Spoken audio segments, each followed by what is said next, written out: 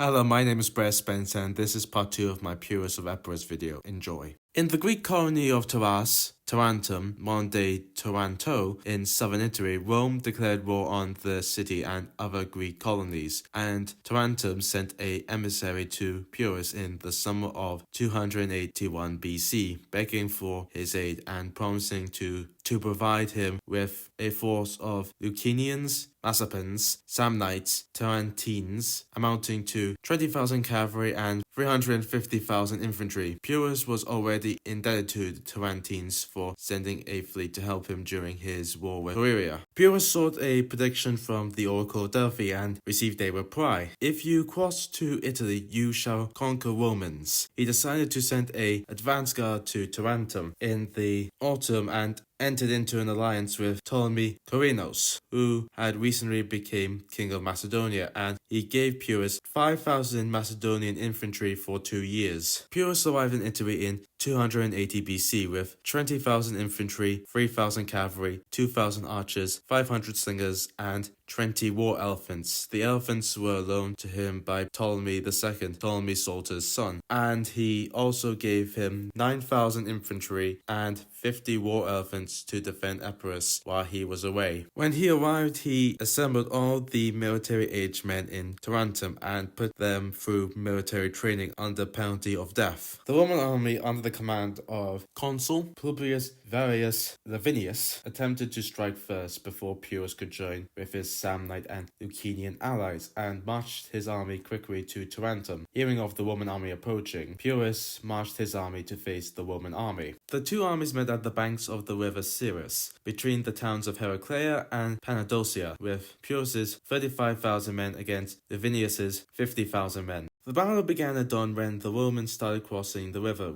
with the Roman cavalry attacking Pyrrhus's scouts and light infantry, who were forced to flee back to the Epirot camp. When Pyrrhus learned that the Romans were crossing the river, Pyrrhus led his cavalry, followed by his infantry. Pyrrhus's cavalry disrupted the Roman battle line and withdrew. Then the infantry clashed, with the two sides at a stalemate. Pyrrhus, realizing that if he were to fall, the battle would be over, so Pyrrhus switched his armor with one of his bodyguards, and when that bodyguard died, thinking that Pyrrhus had been slain, the Romans cheered and the Epirots fell into despair. But out of nowhere, Pyrrhus, bareheaded, rode along the lines of his men, revealing that he was still alive and inspired his men to continue the fight. As the battle was still at a stalemate, Pyrrhus deployed his war elephants, and that routed the Roman cavalry and Roman infantry, with Pyrrhus's cavalry chasing the Romans back to the river. The Battle of Heraclea saw Pyrrhus's army suffering 13,000 casualties and the Romans 15,000 casualties, with a large number of them captured.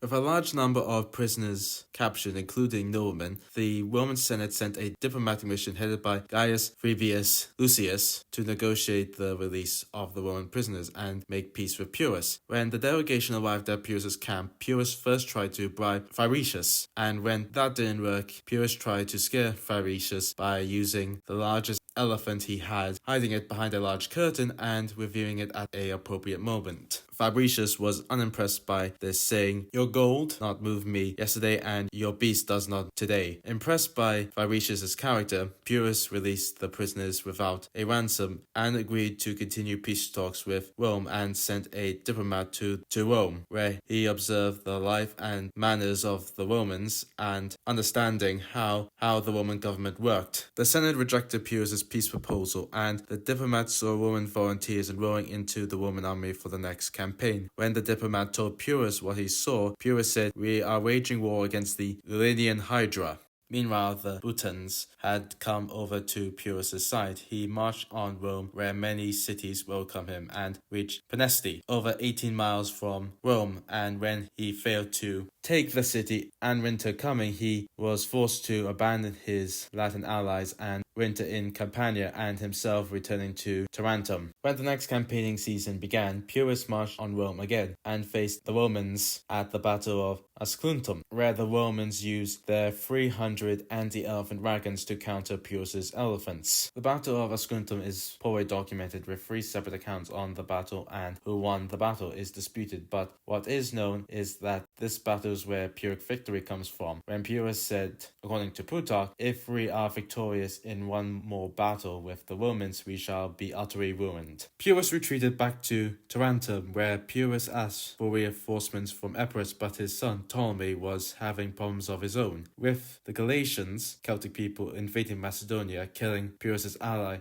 Ptolemy Corenos in battle, and Ptolemy was defending Epirus from the Galatians and could not spare any troops for his father. Pyrrhus was now stuck in a campaign he could not win and was frustrated by this, but there was a delegation from Sicily asking him to help them drive out the Carthaginians from Sicily. Join me next time for Pyrrhus's Sicily adventure. See you next time.